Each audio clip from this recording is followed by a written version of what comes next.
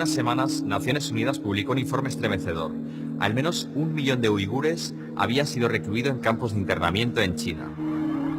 Esta es una realidad de la que se sabe muy poco. Sin embargo, el gobierno chino lleva ejecutando una persecución brutal contra esta etnia de minoría religiosa musulmana desde hace décadas.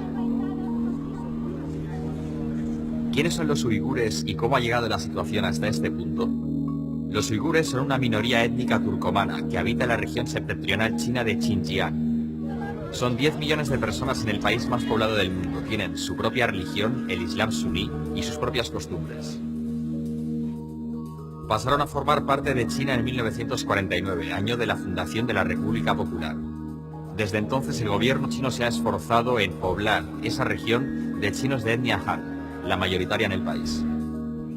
Al mismo tiempo, el gobierno lleva años introduciendo el comunismo y el ateísmo, negando a los uigures derechos fundamentales. Por ejemplo, el gobierno ha aplicado en Xinjiang medidas como el cierre de mezquitas, la prohibición del velo, la prohibición de la barba en los hombres o que los padres puedan poner a sus hijos nombres musulmanes. También ha prohibido festividades como el Ramadán, ha cerrado las escuelas religiosas e impuesto centros educativos del Estado. Y también es obligatorio ver la televisión pública del gobierno chino. Esta persecución derivó en 2009 en protestas que se saldaron con una fuerte represión. El gobierno dejó tras de sí 200 muertos. En 2016 el gobierno nombra como gobernador de la provincia a Chen Quanguo. Este había sido tristemente célebre por la represión del Tíbet en los años previos. Y es a partir de ese año 2016 cuando la represión contra los uigures se intensifica.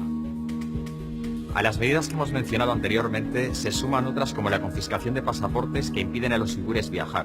También se les hacen escáneres de reconocimiento facial en las estaciones de tren y autobuses para controlar sus movimientos, o se confiscan sus teléfonos móviles para tener su información privada. Algunas son tan estridentes como la promoción del alcohol o el tabaco, pero la más grave de todas es sin duda los campos de internamiento.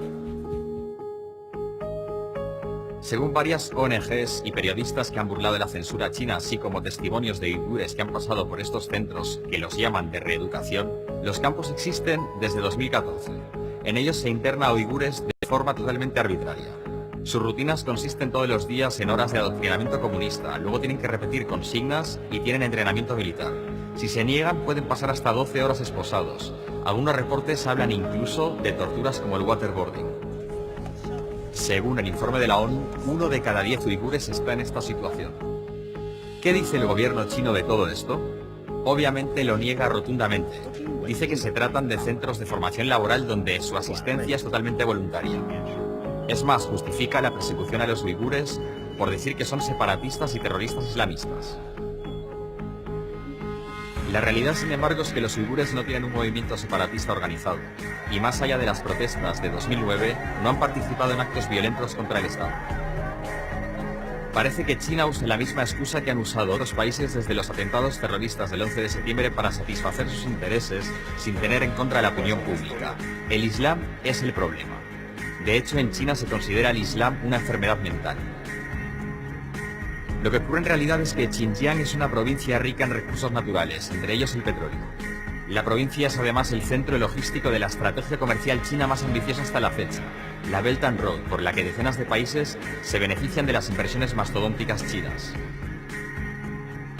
Entre estos países hay varios países islámicos que conocen perfectamente esta persecución contra los uigures y que han mirado hacia otro lado.